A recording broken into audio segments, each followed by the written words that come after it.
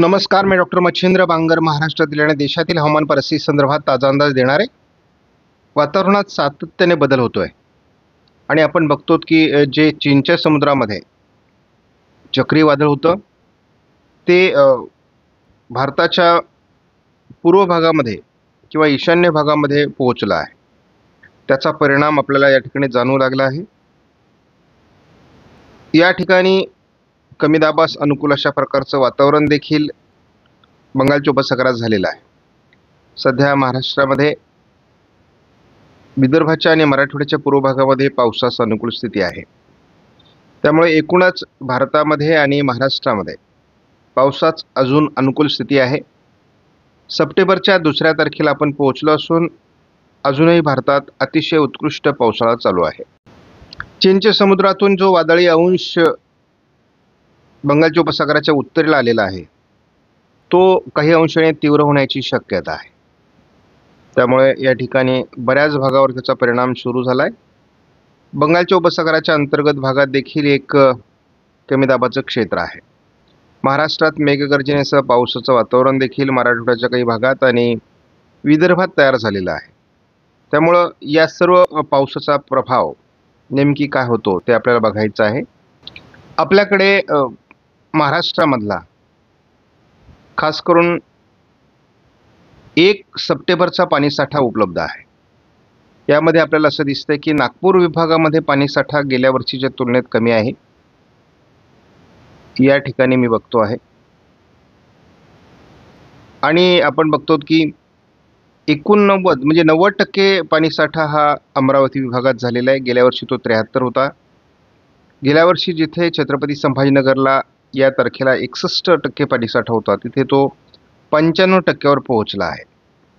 तर नाशिकला 88% गेल्या वर्षी पाणीसाठा होता तो आज जवळपास 92% पोहोचला आहे.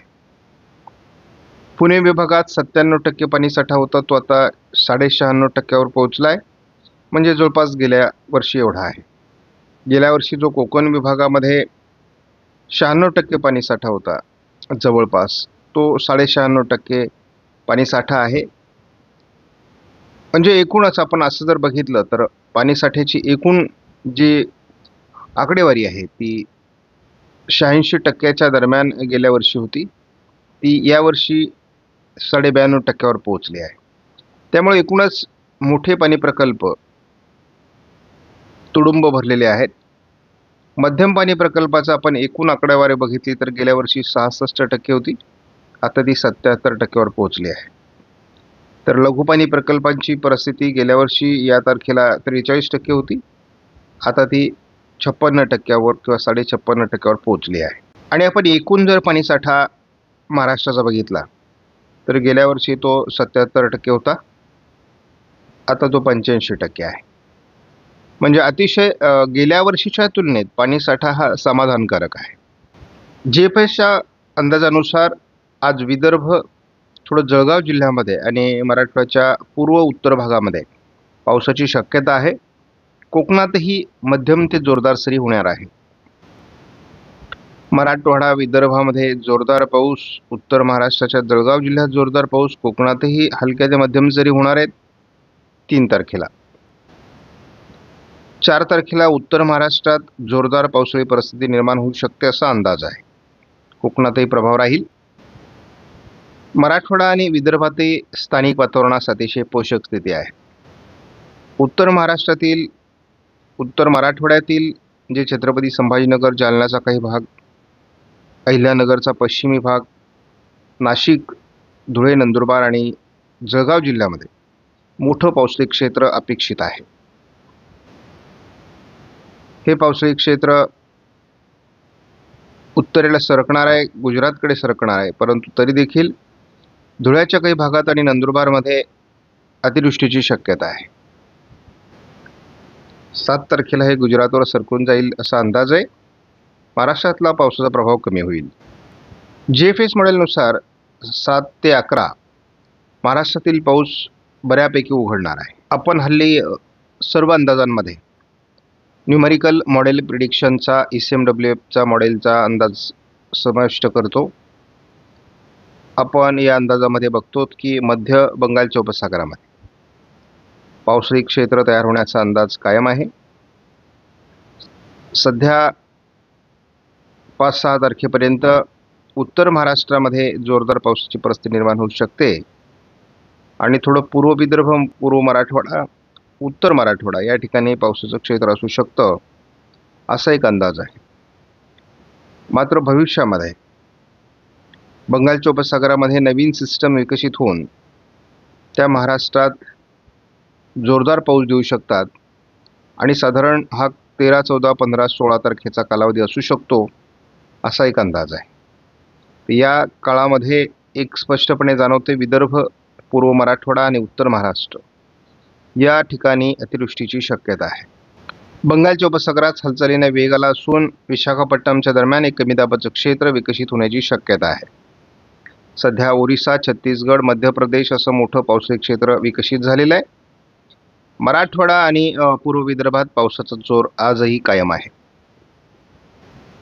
ECMW मॉडेलच्या अंदाजानुसार विदर्भ, मराठवाड्याचा पूर्व भाग या ठिकाणी जोरदार पाऊस 3 तारखेला देखील होणार आहे. 4 तारखेचा उत्तर महाराष्ट्र आणि मराठवाड्याच्या बऱ्याच भागातील पाऊस, मध्य महाराष्ट्रातील पाऊस आणि उत्तर कोकणातील पाऊस हा याविषयीचा अंदाज अजून कायम आहे ECMW मॉडेलचा. 5 तारखेला उत्तर महाराष्ट्रात अतिवृष्टीची शक्यता अजूनही कायम आहे. 6 तारखेलाही काही भागात ही अतिवृष्टी अपेक्षित आहे. 7 तारखेपासून मात्र हे वातावरण गुजरातकडे निघून जाईल. 7 ते 11 महाराष्ट्रामध्ये पावसाचा जोर कमी होईल, मात्र विदर्भ, मराठवाड्याच्या पूर्व भागात पुन्हा पावसाची अनुकूल स्थिती निर्माण होण्याची शक्यता आहे. 11 तारखेचा अंदाज बघतो आपण. 12 तारखेला पुन्हा मराठवाड्याच्या काही भागात, पूर्व विभागात खास करून विदर्भात देखील पावसाळी क्षेत्र असणार आहे. दुसऱ्या कमी दाबाचा प्रभाव महाराष्ट्रामध्ये 13 तारखेला सुरू होईल. मराठवाडा, पश्चिम महाराष्ट्र, मध्य महाराष्ट्र, संपूर्ण सह्याद्रीच्या पर्वतरांगा या ठिकाणी हा पाऊस वाढणार आहे. पर्जन्यछायेच्या प्रदेशात जोरदार पाऊस आपल्याला 14 तारखेला बघायला मिळतोय. आणि आपण 14 तारखेला एक बाब लक्षात घेतली पाहिजे, ती म्हणजे राजस्थानचा जो हा पश्चिमी भाग आहे, या ठिकाणी पावसाचं प्रमाण तसं कमी होतं आहे. त्यामुळे आपण याही बाबीवर लक्ष केंद्रित करणार आहोत. 15 तारखेलाही महाराष्ट्रात भरपूर पाऊस असणार आहे. पश्चिम महाराष्ट्र, मराठवाडा, विदर्भ, उत्तर महाराष्ट्र, मध्य महाराष्ट्र, कोकण, सर्व दूर महाराष्ट्रात जोरदार पाऊस राहील. या कमी दाबाचा पुन्हा तीव्र प्रभाव हा मध्य महाराष्ट्र, उत्तर मराठवाडा, उत्तर महाराष्ट्रात होणार आहे. म्हणजे उत्तर महाराष्ट्रामध्ये जे पावसाचं प्रमाण कमी होतं अशी तक्रार शेतकऱ्यांची आहे, ही या दोन्ही कमी दाबाने पूर्ण होणार आहे. शिवाय मध्य महाराष्ट्रातही काही जिल्ह्यांमध्ये पाऊस कमी आहे. विशेष करून अहिल्यानगरचा पश्चिमी भाग, जळगाव, धुळे, नंदुरबार, काही सोलापूरचा भाग आहे. तर ज्या ज्या भागात पाऊस कमी आहे त्या भागाची पूर्णपणे कसर भरून काढणार आहे पाऊस. त्यामुळे सप्टेंबरचा हा महिना तसा परतीच्या पावसाचा असतो.